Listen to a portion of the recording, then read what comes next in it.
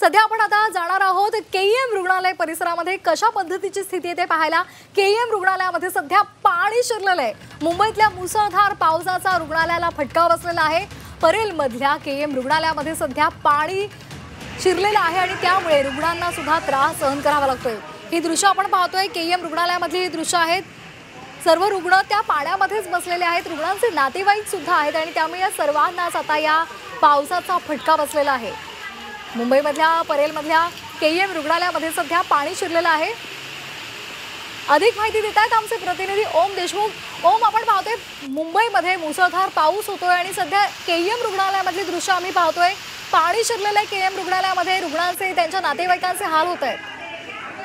श्वेता, अगदी बरोबर आहे। खरं तर सकाळपासून मुंबईत पावसाचा मोठा जोर पाहायला मिळतो आणि यामुळे मुंबईत अनेक ठिकाणी पाणी भरायला सुरुवात झालेली। याचा कुठेतरी फटका जो तो आरोग्य व्यवस्थेत सुद्धा झालेला पाहायला मिळतोय।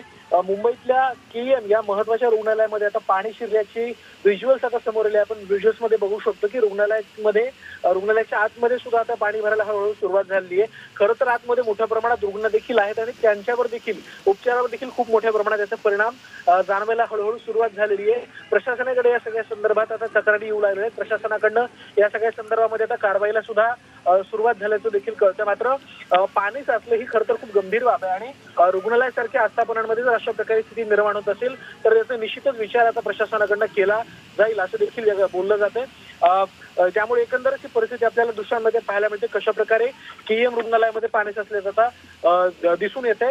मंत्रालय असेल, केईएम असेल किंवा मुंबईतील महत्त्वाचे भाग असतील, दादर असेल किंवा रेल्वे स्थानक असेल, रेल्वे स्थानकाची हूळ असेल, यावर सुद्धा सकाळपासून पाणी साचायला सुरुवात झाल्याचं पाहायला मिळालं होतं।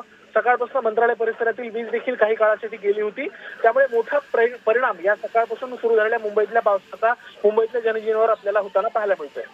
अगदी धन्यवाद ओम, आपण दिलेल्या माहितीसाठी। तर आपण पाहतोय केईएम रुग्णालयामध्ये फक्त मुंबईतले रुग्ण जात नाही तर अगदी राज्यभरातले रुग्ण येथे उपचारासाठी येत असतात आणि त्यामुळे त्यांची राहण्याची व्यवस्था सुद्धा नसते आणि त्यामुळे ते रुग्णालयामध्येच इथे आपल्या रुग्णांसोबत राहत असतात। मात्र आता इथे मोठ्या प्रमाणावर पाणी साचलेलं आहे आणि त्यामुळे रुग्णांची आणि रुग्णांच्या नातेवाईकांची सुद्धा त्रेधा तिरपेट उडालेली आहे।